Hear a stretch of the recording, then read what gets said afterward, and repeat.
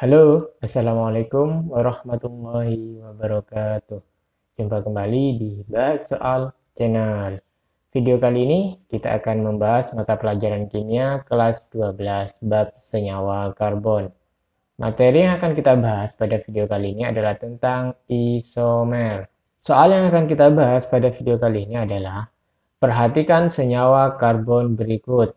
1. 3-metil 2-pentanon. 2. 2-pentanol. 3. 2-metil pentanal. 4. 2,2 dimetil 1-propanol. Dua senyawa yang berisomer fungsi adalah titik-titik.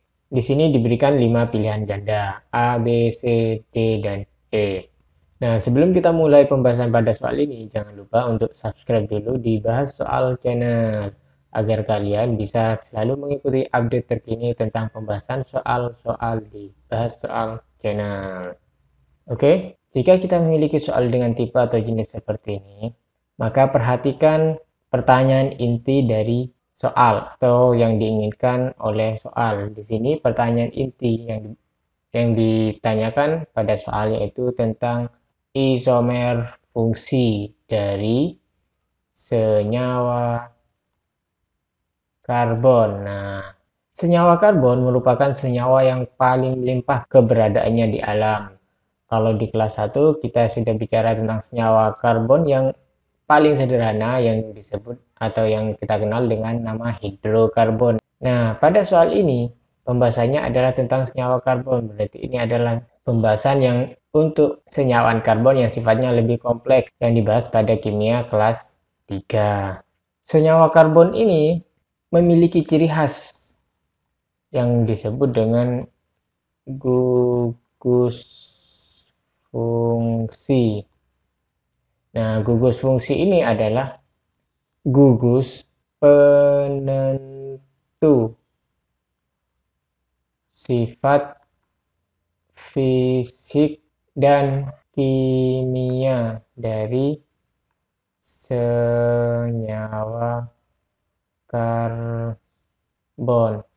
Jadi suatu senyawa karbon yang memiliki gugus fungsi yang berbeda itu maka akan memiliki sifat fisik dan kimia yang berbeda. Jadi sifat-sifat senyawa karbon yang ada itu ditentukan oleh gugus fungsi yang ada pada senyawa karbon tersebut. Nah, berdasarkan gugus fungsinya nanti, untuk gugus fungsi ini terdapat 8 jenis. Jadi nanti berdasarkan 8 jenis gugus fungsi ini akan ada 8 golongan senyawa karbon yang memiliki sifat fisik dan sifat kimia yang berbeda. Nah, yang kedua, bicara tentang isomer fungsi. Isomer fungsi ini adalah senyawa karbon yang memiliki deret homolog sama, namun gugus fungsi berbeda. Jadi di sini dikatakan senyawa yang berisomer fungsi, yaitu senyawaan karbon yang memiliki deret homolog sama, tapi gugus fungsinya berbeda. Deret homolog ini adalah rantai karbon, berarti secara tidak langsung ini adalah memiliki rumus molekul. Nah, bisa dikatakan deret homolog ini adalah sama dengan rumus molekul. Jadi senyawa yang berisomer fungsi adalah senyawaan karbon yang memiliki rumus molekul sama tapi gugus fungsinya berbeda. Nah, tadi gugus fungsi ini ada 8. Nanti saya akan ingatkan kembali dengan ciri khas masing-masing. Nah, ke-8 gugus fungsi itu adalah sebagai berikut. Yang pertama adalah alkena. Rumus umumnya CnH2n. Jadi kalau misalkan C-nya 2 berarti hanya 2N, hanya 4. Nah, bentuk gugus fungsinya ini berupa C yang berikatan rangkap.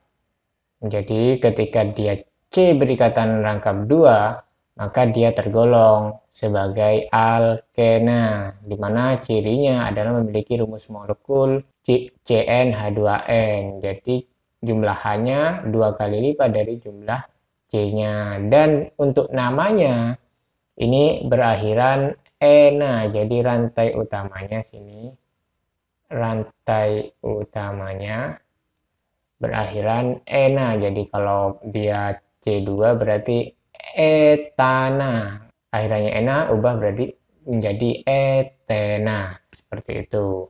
Gugus fungsi yang berikutnya yaitu alkuna. Nah, ini rumus umumnya CnH2n-2. Artinya kalau C-nya 4 berarti hanya 2 kali 4 dikurangi 2. 2 kali 4, 8 dikurangi 2 berarti 6. Nah, ini adalah contoh dari alkuna.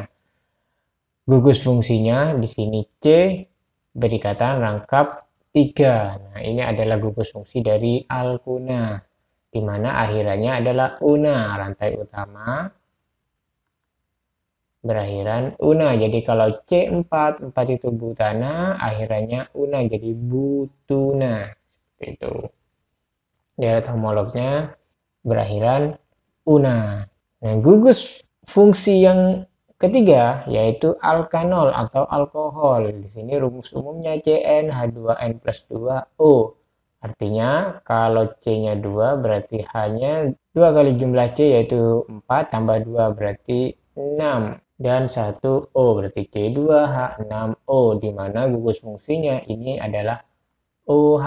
Jadi kalau ada senyawa karbon dengan kandungan gugus OH di dalamnya, maka dia akan tergolong sebagai alkanol atau alkohol, dan akhirannya jadi ol. Jadi rantai utama berakhiran ol. Jadi misalkan C2H6O berarti C2 etana, akhirannya ol jadi etanol.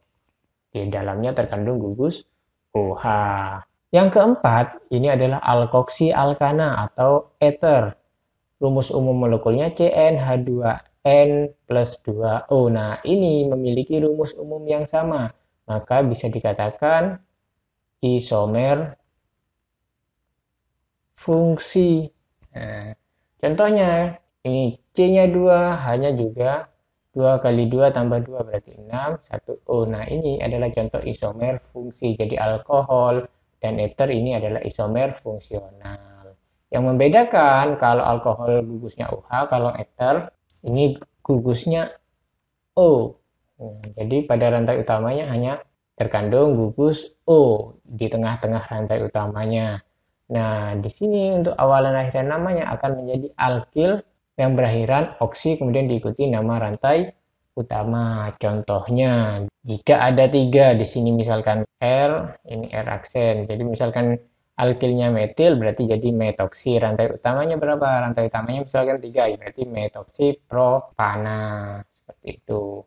Jadi oksi ini akhirannya pada nama alkil. Berikutnya yaitu alkanal atau aldehid. Alkanal atau aldehid ini punya rumus umum CnH2nO, artinya kalau C-nya 2, H-nya akan menjadi 4 dan 1O.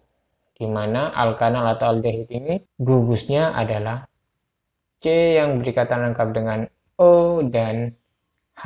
Jadi dia ada di ujung ini. Kalau bentuknya seperti ini pasti ada di ujung. Dan akhirannya al. Jadi rantai utama berakhiran al. Jadi misalkan C2H4O berarti C-nya sudah 1. Sini CH3.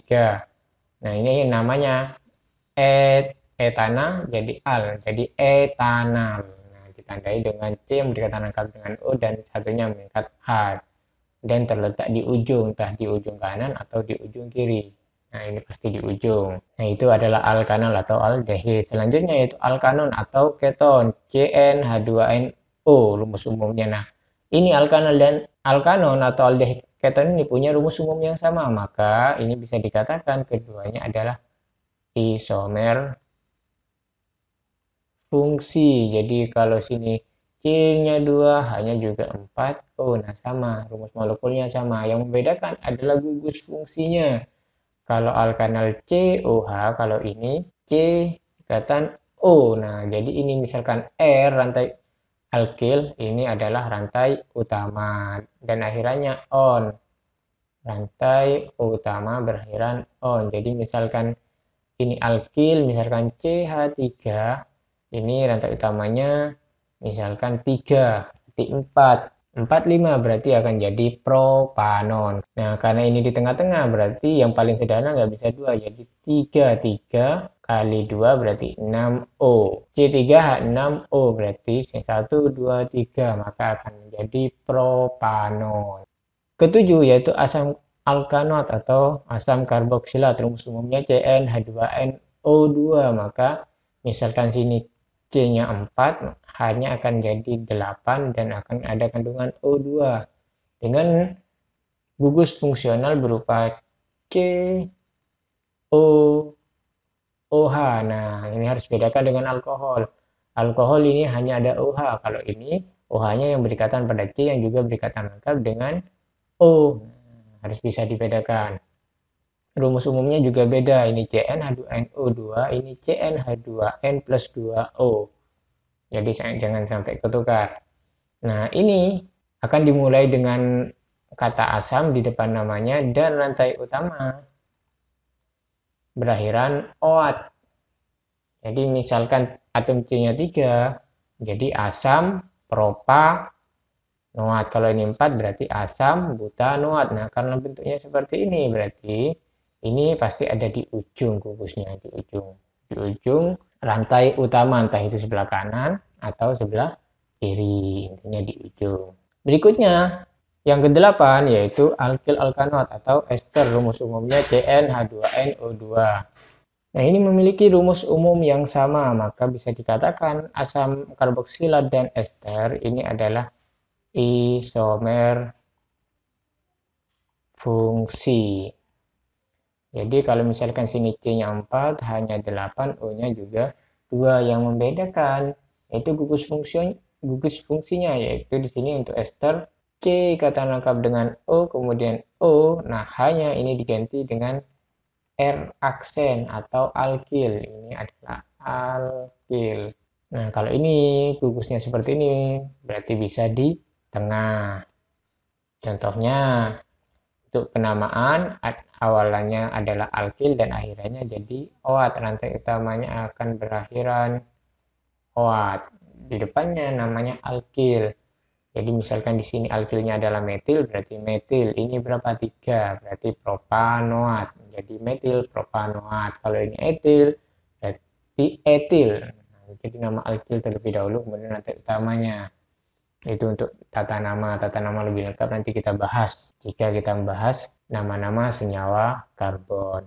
Nah, berdasarkan penjelasan gugus fungsi ini, berarti kita di sini sudah punya 3 isomer fungsi, yaitu alkohol dan ether. Itu merupakan isomer fungsi aldehid dan keton, isomer fungsi asam karboksilat, dan ester isomer fungsi.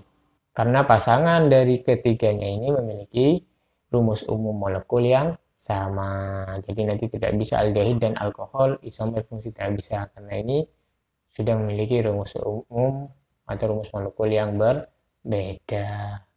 Nah, berdasarkan gambaran gugus fungsi dari senyawa karbon tadi, maka di sini kita kembali ke soal. Ke soal kita diberikan 4 senyawa, maka di sini kita analisis dulu. Akhiran on. Nah, akhiran on ini sudah pasti golongan keton. Akhiran ol ini adalah alkohol. Kalau kita cek ini aldehid. Kemudian ol ini alkohol. Nah, kalau kita mau lebih yakin, kita ubah ini nama menjadi rumus struktur. Ini pentanon kurang N-nya. Jadi pentanon berarti C-nya 5. 1, 2, 3, 4, 5. Nomor 2, keton, gugus fungsinya O, ikatan lengkap O. Dan nomor 3, metil. Nah, berarti hanya 3, hanya 1, hanya 2, hanya 3. Rumus umumnya berarti 1, 2, 3, 4, 5, 6. C6 hanya 3, 4, 6, 9, 12. O-nya 1. Ini rumus umumnya untuk 3 metil 2 pentanol. Kemudian yang kedua, 2 pentanol alkohol. Penta berarti 5. 1, 2, 3, 4, 5. Nomor 2 ada ol. Nah, berarti selesai. Berarti lengkapi hanya 3. Ini hanya 1, hanya 2, hanya 2. Hanya 3, sehingga rumus umumnya C1 2 3 4 5 5 hanya 3 4 5 7 9 12. punya 1. Nah, ini untuk 2 pentanol. C6 C5 berarti 1 dan 2 sudah pasti bukan isomer fungsi. Yang ketiga, 2 metil pentanol. Pentanol penta berarti 5. 1 2 3 4 5. Karena akhirannya aldehid, maka di sini gugus fungsinya aldehid. Nah, gugus fungsinya aldehid, 2 metil di nomor 2, 1 2 ada metil CH3. Nah, udah selesai. Hanya lengkapin 3, ini 2, ini 2, ini 1. Ini sudah ada. Berarti ini rumus molekulnya yaitu C1 2 3 4 5 6. C6 hanya 3 4, ini 2 kan, 3 5 7 10 11 12. O nya 1. C6 H12O. Kemudian nomor 4, senyawa keempat yaitu 2,2 dimetil 1 propanol alkohol. Propanol C nya 3, 1 2 3 1 propanol berarti di nomor 1. 2,2 dimetil berarti CH3, CH3 hanya berarti 3, ini enggak ada, ini 1 2 hanya 2, berarti rumus umumnya tuh 2 3 4 5. C nya 5 hanya 3 3 3 9 10 11 12. O nya 1. Nah, berdasarkan hasil gambaran kita, maka kita ketahui yang punya rumus molekul sama adalah nomor 1 dan nomor 3, nomor 2 dan nomor 4. Nah, karena nomor 2 dan nomor 4 sama-sama alkohol, gugus fungsinya sama, berarti dia tidak tergolong sebagai isomer fungsi. Karena isomer fungsi, selain rumus molekulnya sama, itu gugus fungsinya harus berbeda. Ini gugus fungsinya sama, yaitu OH. Nah, maka ini bukan isomer fungsi. Maka jawabannya adalah 1 dan 3, yaitu keton dan aldehid. Sebenarnya ada cara cepatnya. Cara cepatnya yaitu kita identifikasi berdasarkan golongan. Kalau kita ingat tadi, isomer fungsi alkohol itu isomer fungsinya dengan ester. Kemudian aldehid dengan keton. Dan asam karboksila dengan ester. Nah, ini keton, ini alkohol. Nah, kemudian ini aldehida, ini ol berarti alkohol. Berarti alkohol dengan keton tidak bisa, alkohol dengan aldehid tidak bisa, berarti keton dengan aldehid ini sudah pasti isomer fungsi dari pilihan ini. Ini cara cepatnya. Kalau ada lagi berarti nanti cari rumus molekulnya seperti cara yang pertama tadi. Berarti jawabannya yang merupakan isomer fungsi dari keempat senyawa tersebut adalah 1 dan 3, yaitu mempunyai gugus fungsi yang berbeda dan memiliki rumus molekul yang sama, yaitu C6H12O. Nah, itu pembahasan bagaimana kita mengidentifikasi senyawa yang tergolong sebagai isomer fungsi. Jika dari pembahasan ini masih ada yang ingin ditanyakan, silakan tulis di kolom komentar di bawah. Oke, sekian pembahasan untuk soal ini. Jika dirasa video ini bermanfaat, jangan lupa untuk like, share, dan subscribe. Sampai ketemu di pembahasan berikutnya di Bahas Soal Channel.